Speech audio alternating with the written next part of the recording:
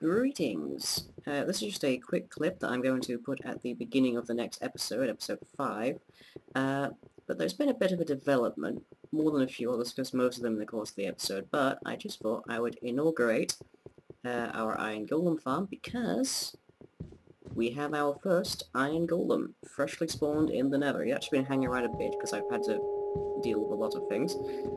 But whilst he has had his moment of glory for being what is effectively my god, because he's turned up in a zombie siege, believe it or not, I believe it's time we harvest our first piece of iron. I know, he's being very helpful there. Or not. Or he is. Okay.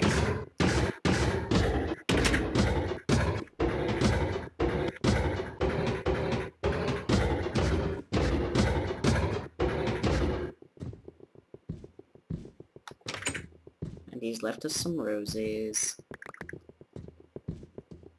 Only 3 iron, but I imagine his friends up there will be of more use for that. There's about 3 of them there at the moment. Okay, and now, back to the episode. Good evening, everyone, and welcome to Nether Expedition Episode 5, I believe it is. I was going to call it Episode 4, but I've actually somewhat lost track. And close the trace. Alright. So, our Golem farm is in full swing. We have 42 iron now, and I've also acquired a few other items, and I'll be explaining those in turn. Magma cream, I found a large magma just leaping behind the melon farm, so he was driving me mildly insane, so I dug a hole to him and killed him viciously with my bare fists. Golden nuggets and a golden helmet. Well, I imagine you can probably guess where those came from, which is that I kind of had to take a bit of a more vicious stance against the Zestonians, largely because they were getting repeatedly in my way and triggering things, and just more importantly, they were dragging the golems away from the pit. So this one, gunpowder. Now, gunpowder in the Nether can only be acquired from one particular animal, which is the ghast. And I'm quite lucky because one happened to spawn perfectly in state downstairs by the pit, by the crater, basically, and he was just right on the walkway, wasn't moving. I just ran in with an iron sword and murdered him. And yep, the Nether is made of lag today, it seems.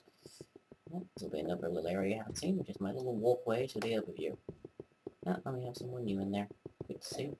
And also someone over here. Yeah, he spawns here because, if I was to put blocks above it, he wouldn't spawn there because of their spawn radius, but because I've left this open because, as I'm about to explain very quickly, if I basically need to be able to see inside of here, and I can't do that if I cover these up with half slabs or an everback or all sorts. You may also notice that some of these are a bit different to the other ones, and here's the explanation.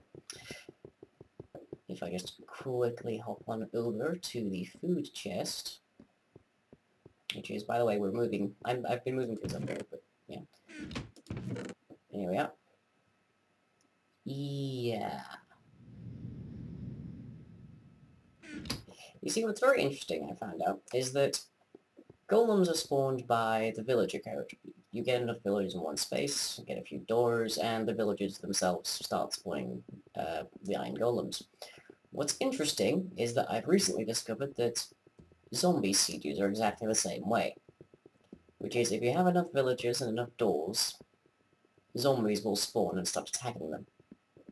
Consequently, more than a few times, in between this episode and the previous one, I've had to fend off a large crowd of zombies. And indeed, that's why my shiny iron sword down there on my hotbar, you can see there, is virtually undented, because that's one of the new ones that I got from murdering them.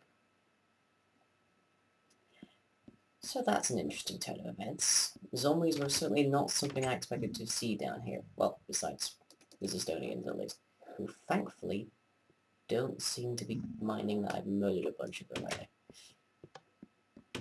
Ah, but yes, that reminder.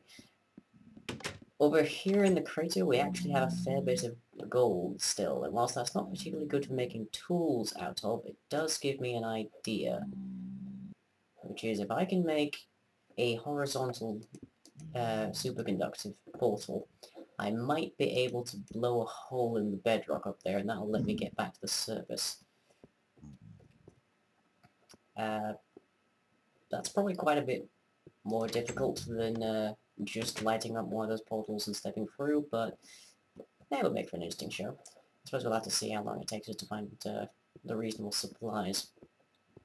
But our big topic for today is that we are finally shifting all of our gear, more or less, from down here on this faraway little corridor to back up there where we just were. Oh, moving on. And I've already gotten most of the storage up there, as well as the furnaces. This way you can see this place has been pretty much torn apart. We've still got this little section here. I want to screenshot that just so I can rebuild it purposefully. But the thing we're going to be doing today is building a new tree farm. Because whilst this one does very much work for the purpose, it's virtually impossible to actually walk around when any of the trees are grown. And also, as you may notice, it's only half full at the moment, and that is because when you have more than one tree, if you cut a tree down, then the other tree sort of just supplants it and takes over the leaves. The leaves register the blocks in the other tree so they don't decay.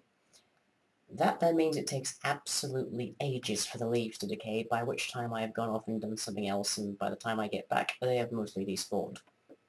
So I just have them all actually only worried about their own, worried about their own leaves, then it should hopefully give us a lot more in the way of saplings. Because the last thing we want to run out of around here is the saplings, because we will then actually have absolutely no hope in hell, more or less, of actually surviving here for any particular period of time.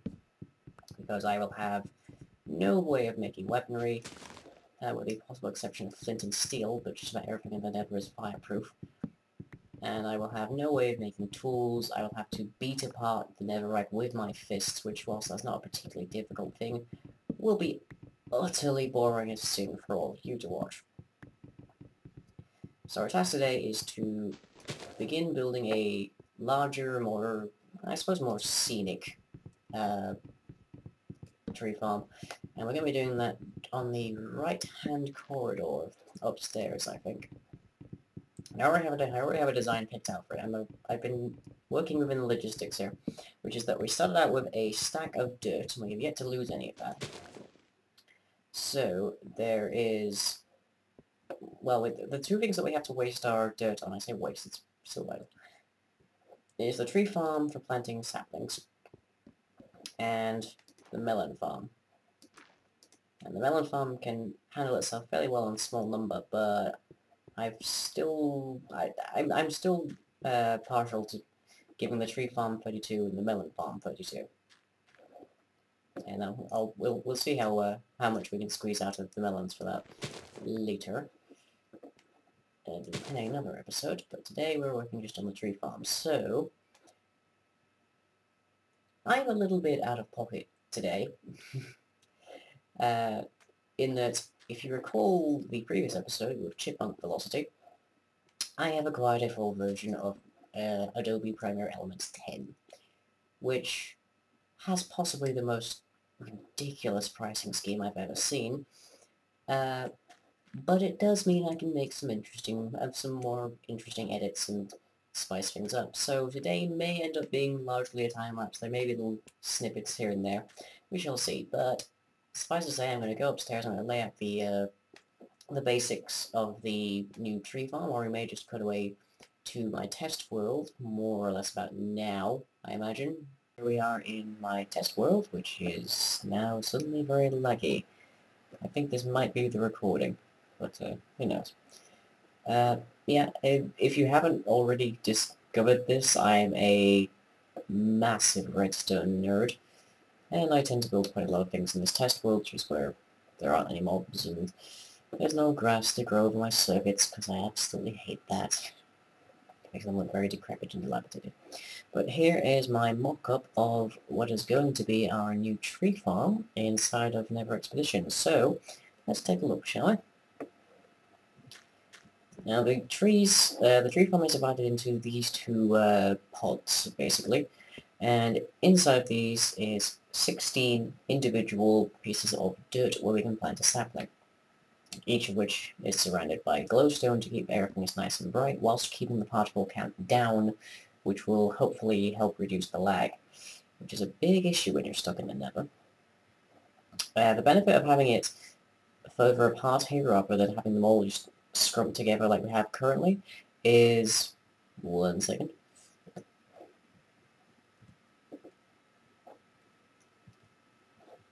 Huh. Weird, I guess the sky's just gone a little dim. Oh wait, no, we're just sunset. Of course.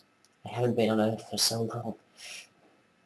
Alright, well the benefit of having these further apart is that it reduces the amount of contact between the leaves on multiple trees, and this means that the leaves will decay faster,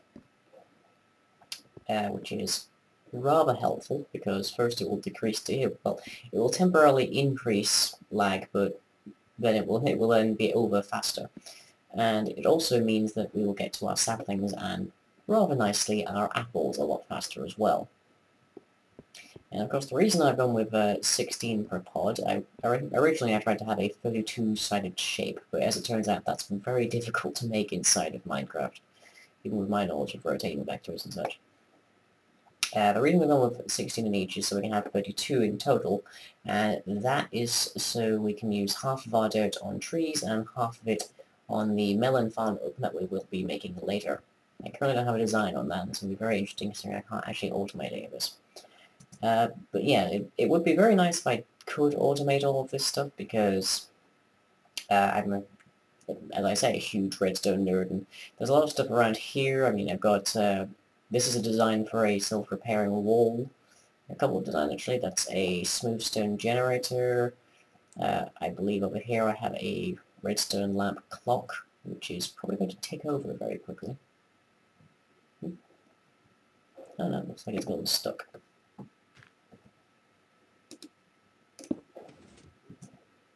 There we go.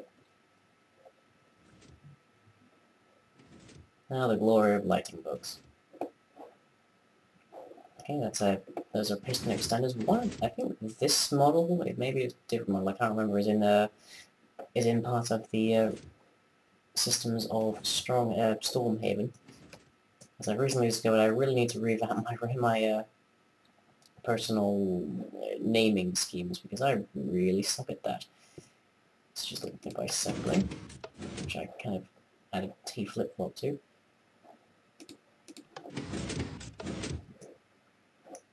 I kind of need to find a way to put that into Stormhaven, I'm pretty sure. Work on a little enchantment table, instant wire. Everything is lagging to hell right now. Look, that's a counter. Yeah. This is... I like to make my my redstone circuits pretty, and this is one of the instances where I'm not just pumping out a sheet of smooth stone. But anyway, yes. Maybe we'll see more out of here, I don't know. Oh, there's purgatory. I suppose I kind of... In the Nether I'm rather constricted, because I'm having to think of very new ways to do things on the basis that I have no access to stone, or pistons, or redstone, or repeaters, or anything like that right now. So if I had a skeleton spawner or something, and some pistons, I could quite happily reduce this to pretty much one small room with a bunch of saplings. But unfortunately we don't, so we have to kind of make do, and that involves these little things. And I've tried to make this mock-up about as never appropriate as possible, but we're going to have to eke out a lot of nether brick to make it look like this. So I'll probably be waiting for later. But I've already been out to endgame with the glowstone, which was an interesting experience, considering I still have to run from ghasts for the most part.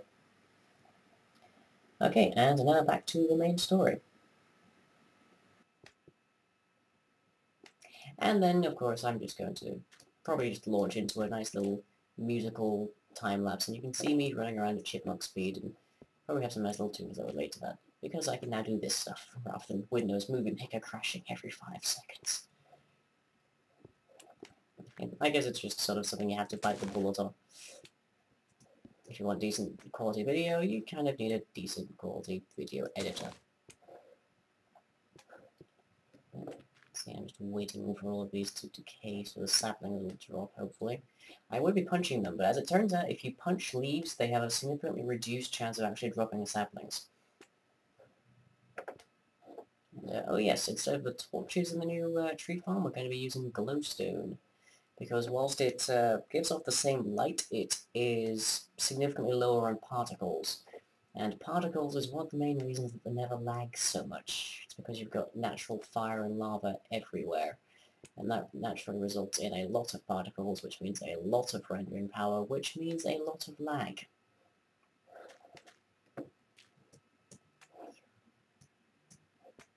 Sapling.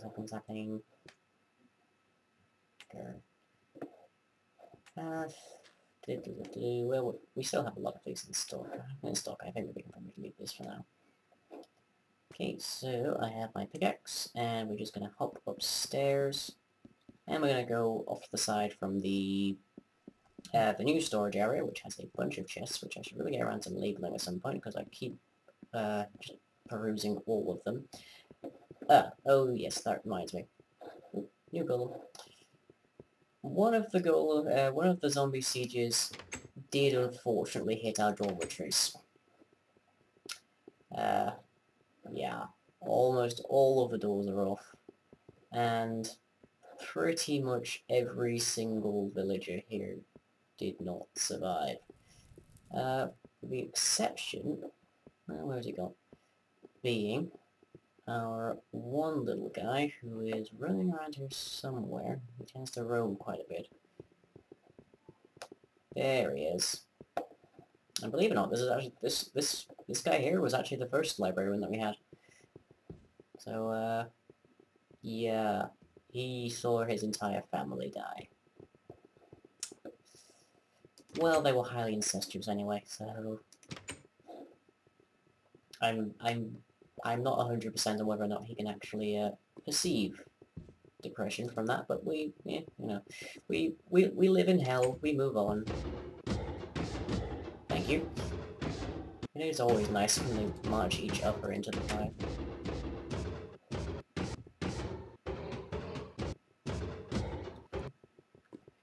Lava is effective, but it does take a little bit of time. Nope, in you go.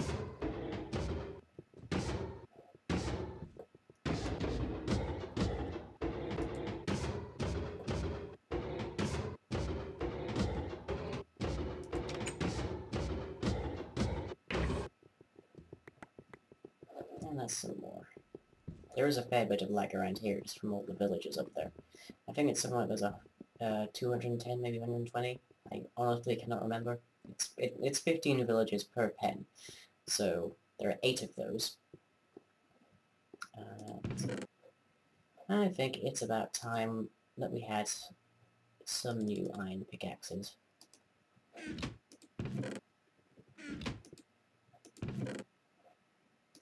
Because dang it, we've earned it. And I am having to change up my render distance quite a bit today. So, there must be something going on. But quite what that is, I've not the slightest clue. Okay, now currently around here we have a dead end. So, this is a fairly perfect place. There's a small cave over here, but I don't think that's going to be too much of a problem. I don't think that opens up to anything in particular. Okay, and I think we're about far enough away. So we'll just start building here. Build the one that goes directly towards the storage area first, I think. Okay, now according to my notes, we go in 7 blocks, so 2 this way.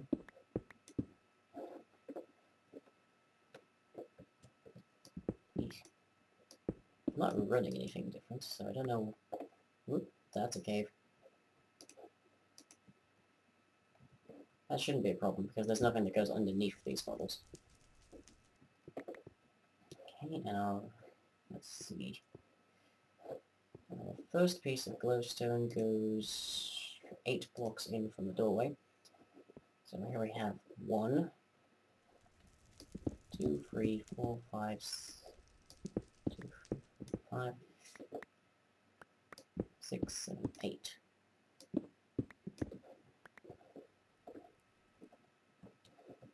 And it should then logically be 8 this way as well. Well, 7 this way.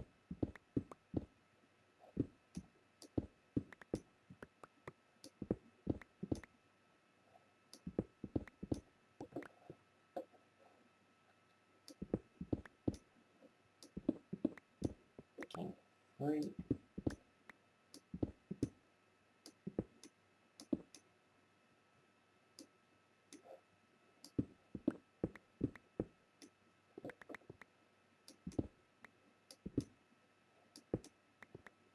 Perfect. Okay, let's just hollow this out. And this, I believe, is where we would pretty much begin our review of the time-lapse. So I shall be back in what will be to you a few minutes, but may well be to me an hour or so. So I have procured some music from Incompetech, which is where the intro music also comes from, and I hope you enjoy.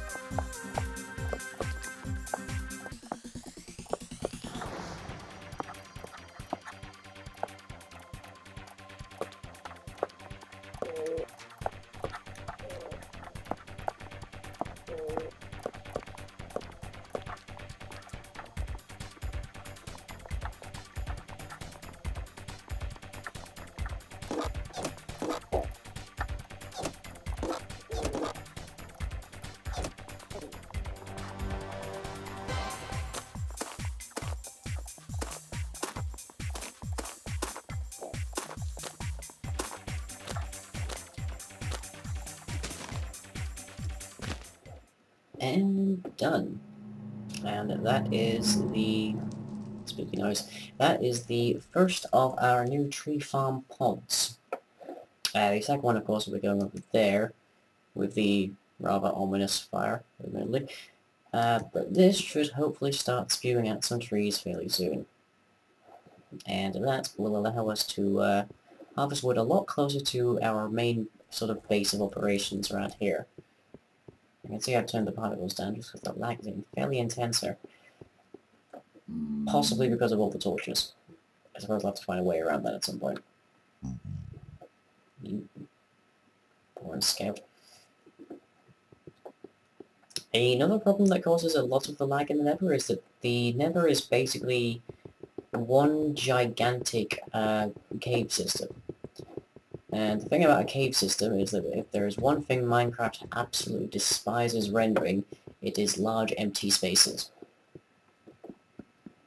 So you get a lot of lag in very large cave systems as well as very large mega structures that are just predominantly empty of all the things. So I may have to look around if I can cut down the lag a bit and see it or something. But that is basically it for now. I'll probably have the next second part up by the time we get the next video out. So I hope you enjoyed the music and the time lapse, and I hope you enjoy a quick view of my test world, absolutely cluttered with all manner of things as it is. And I shall see you next time.